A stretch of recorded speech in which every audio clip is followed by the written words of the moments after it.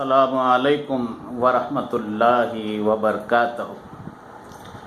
انشاءاللہ آج جو ہے ایک تاریخی واقعہ ہسٹری آف اسلام میں سمجھ لو، اس کو سنانے کی کوشش کروں گا۔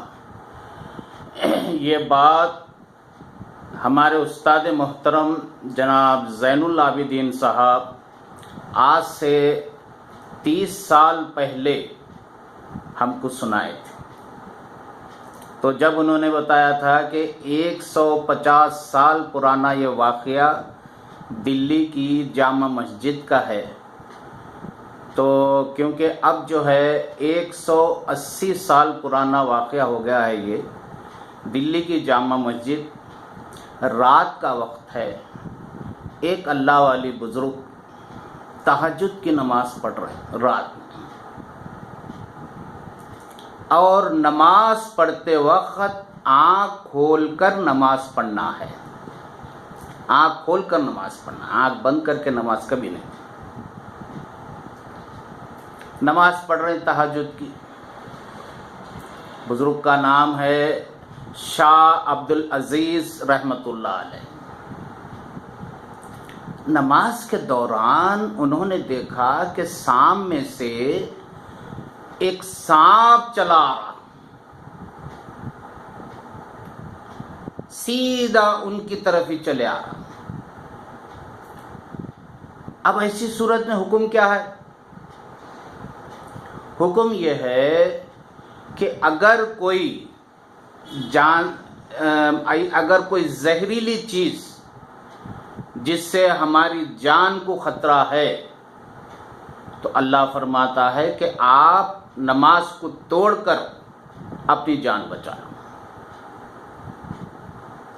یا اگر اس سانپ کو مارنے کی اگر آپ میں طاقت ہے تو اس کو مار دو، زہریلی چیز کو مارنے کا حکم۔ تو شاہ عبد العزیز رحمۃ اللہ علیہ تہجد کی نماز پڑھ رہے تھے دلی کی جامع مسجد میں، رات میں پڑھ رہے نماز۔ تہجد کی نماز تو رات میں ہوتی۔ اور ایک مسئلہ بتاتے چلوں، تہجد کی نماز پڑھنے کے لیے سو کر اٹھنا ضروری ہے، سو جائے پھر اٹھ کر تہجد کی نماز پڑھیں۔ بہرحال تو آپ دیکھیں سامنے سے ایک سانپ چلا آ رہا ہے، بالکل انہی کی طرف آ رہا ہے، تو فوراً آپ نماز توڑ دیے اور ادھر ادھر دیکھا تو کونے میں ایک لکڑی پڑی ہوئی تھی، تو وہ لکڑی لا کے وہ سانپ کو مار دیے، اور اسی لکڑی کے ذریعے سانپ کو مسجد کے پچھلے حصے میں پھینک دیے، اور اپنے نماز میں مصروف ہو گئے۔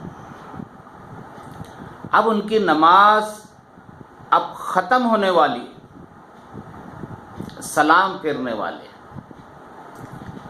ایسا محسوس ہو رہا مسجد میں ایک مجمع سا جمع ہو گیا۔ آپ دیکھو ایک بھری شادی کے محفل میں تھوڑی دیر کے لیے آپ اپنی آنکھ بند کر لو تو ایسی آوازیں سب چلتی رہیں،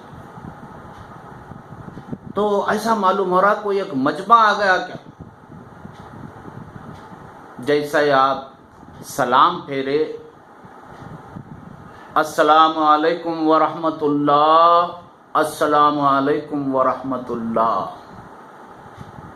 سلام پھیرتے ہی بغلوں میں سے ہاتھ ڈال کے ان کے مونڈے پکڑ کر کھینچتے ہوئے لے کے جا رہے ہیں۔ ارے کون ہے بھائی، کون ہے آخر، کیوں لے جا رہے میرے کو، میرا کیا قصور ہے؟ کوئی کچھ نہیں ہو رہا، لے کے جا رہے۔ آپ کھینچ کے لے جاتے پچھلے حصے سے لے گئے، ایک جنگل آ گیا۔ 180 سال پرانا واقعہ، مسجد تو الحمدللہ آج بھی جیسی کی ویسی ہے، عالی شان مسجد ہے۔ تو بہرحال جنگل میں سے لے جا رہے ہیں، ایک حویلی آئی، پرانی حویلی ہے، حویلی میں ماتم ہو رہا، روم راٹ کی آواز آ رہی۔ جب حویلی میں ان کو داخل کر کے لے جا رہے ہیں، داخل ہوئے تو آوازیں آنے لگی، آ گیا ہمارے شہزادے کا قاتل آ گیا۔ ارے انہوں بولے کون شہزادہ، کس کا شہزادہ؟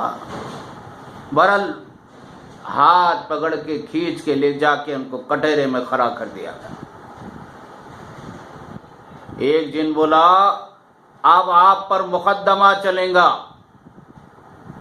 آپ نے ہمارے شہزادے کا قتل کیا ہے، اب ہم آپ کو قتل کر دیں۔ آپ نے فرمایا بھائی کون شہزادہ، کس کا شہزادہ؟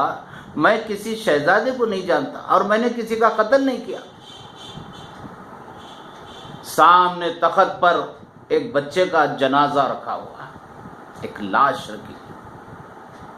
بولے یہ جو جنازہ دیکھ رہے ہیں یہ ہمارا شہزادہ تھا۔ ارے بولے میں تو یہ بچے کو جانتا بھی نہیں، دیکھا تک نہیں میں، اور آپ تو قتل کرنے کی بات کر رہے ہیں۔ بولے نماز پڑھتے وقت آپ نے نماز توڑ کر جس سانپ کو مار دیا ہے وہ ہمارا شہزادہ تھا، اس لیے اب مقدمہ چلیں گا اور آپ کو قتل کر دیا جائے گا۔ پریشان ہو گئے شاہ عبد العزیز رحمۃ اللہ علیہ۔ اتنے میں ان کو ایک حدیث یاد آ گئی، انہوں نے وہ حدیث سنائی۔ انہوں نے فرمایا ایک حدیث ہے اللہ کے رسول صلی اللہ علیہ وسلم کی کہ اگر کوئی جن اپنا روپ بدل کر سانپ بن جائے یا بلاوڑ بن جائے یا شیر بن جائے اور اس کو اسی حالت میں مار دیا جائے تو اس کی کوئی سزا نہیں۔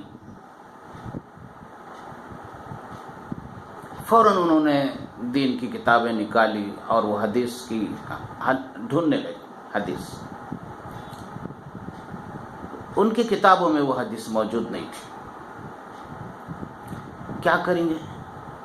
بولے دادا پیر جن کو بلاؤ، ان سے پوچھیں۔ ایک دادا پیر جن کو بلایا گیا، فرماتے ہیں ان کی عمر 1200 سال کی تھی، 1200 سال یا 1300 سال۔ بلایا گیا، بلا کر کہنے لگے کیا آپ نے نبی کریم صلی اللہ علیہ وسلم سے یہ حدیث سنی ہے کہ جن اگر اپنا روپ بدل لے سانپ، بلاوڑ یا شیر کی شکل میں تو کیا اس کو اسی حالت میں مارنے سے اس کی کوئی سزا نہیں؟ تو دادا پیر جن نے کہا ہاں میں نے رسول اللہ صلی اللہ علیہ وسلم سے یہ حدیث سنی ہے۔ فوراً آپ کو رہا کر دیا، لا کر محل کے باہر، ان کی حویلی کے باہر چھوڑ دیے۔ اب یہ راستے میں آ رہے تھے، ان کو اچانک ایک خیال آیا اور بہت افسوس کرنے لگے کہ یہ گڑبڑ میں باہر نکل گیا، میں وہ جن سے مسافہ نہیں کر سکا، وہ دادا پیر جن سے میں مسافہ نہیں کرا، کیونکہ انہوں نبی کریم صلی اللہ علیہ وسلم سے مسافہ کر چکے تھے۔ زندگی بھر انہوں یہ افسوس کرتے رہے۔ ہمارے استاد محترم فرماتے ہیں ان کی کتابوں میں بھی انہوں نے لکھا کہ میں اپنی زندگی کی سب سے بڑی بھول وہ دادا پیر جن سے میں نے مسافہ نہیں کیا۔ بہت سارے واقعات ہیں جنہوں کے بھی اللہ کے رسول صلی اللہ علیہ وسلم آپ کو قرآن شریف سکھاتے تھے۔ قرآن میں واقعہ ہے اس کا۔ جب ایک مرتبہ ایک صحابی ساتھ میں تھے، لکھ گئے، ایک جگہ روک دیا صحابی کو، اور وہاں جنوں کا کچھ قافلہ تھا، ان کے ساتھ گئے، قرآن سکھا رہے، قرآن کی آیتیں انہوں نے وہاں پر ذکر ہے۔ جب آپس میں وہ جن بات کر رہے تھے کہ ہم نے آج اپنے قبیلے میں جا کے وہ جن بول رہے جنا کہ ہم نے ایسا کلام، ایسا عجیب کلام آج تک نہیں سنا۔ قرآن میں ہے یہ تمام چیزیں، انشاءاللہ آگے میں بتانے کی کوشش کروں گا۔ تو اب یہ سورہ رحمان میں فَبِأَيِّ آلَاءِ رَبِّكُمَا تُكَذِّبَانِ، اے جن اور انس، آخر تم ہماری کون کون سی چیز، ہماری کون کون سی نعمتوں کو چھٹلاؤ۔ تو یہ ایسا ایک واقعہ تھا۔ اور ایک فرماتے ہیں کہ دینی بڑے بڑے دینی مدرسوں میں جن اپنے بچوں کو قرآن پڑھانے کے لیے لاتے تھے، معاہدہ ہوتا تھا۔ جو بڑے مدرسے کے جو بڑے مدرس ہوتے تھے ان سے معاہدہ تھا، انہوں یہ بولتے تھے دیکھو بھائی ہم پڑھائیں گے ضرور، مگر آپ کے یہ بچے کچھ شرارت نہیں کرنا، کچھ گڑبڑ نہیں کرنا، ورنہ ہم بچے پریشان ہو جائیں۔ بہرحال وہ معاہدے پہ پڑھاتے تھے۔ دھپکالے کا زمانہ ہے، دوپہر کا وقت ہے، گرمی ہو رہی، استاد محترم بچے پڑھ رہے ہیں پورے۔ ایک بچے سے کہا بیٹے ذرا فین ڈالو، ذرا فین کا بٹن کھولو، تو وہ بچہ اٹھ کے بھاگ رہا فین کا بٹن کھولنے، دوسرا بچہ بھی اٹھ کے بھاگ رہا، دونوں بھاگ رہے ہیں۔ ہوتا ہے ایسا، بچوں میں کمپٹیشن رہتا ہے کہ استاد کی بات کو میں پہلے پورا کروں۔ یہ دونوں بھاگنے میں ہے، ایک بچہ استاد کے بازو بیٹھا ہوا تھا، وہاں سے ایک لمبا ہاتھ کر کے بٹن کھول دیا۔ وہ دو بچے بھاگتے بھاگتے ہی بھاگ گئے، اور بیٹھے سو بچے پورے اٹھ کے بھاگ گئے ڈر کے۔ وہ جن کا بچہ تھا۔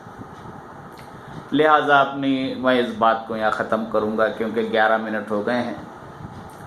زیادہ سے زیادہ آپ لوگ شیئر کرو، لوگوں تک بات کو پہنچاؤ، لائک کرو، سبسکرائب کرو، اور میرے لیے کامنٹ بھی کرو۔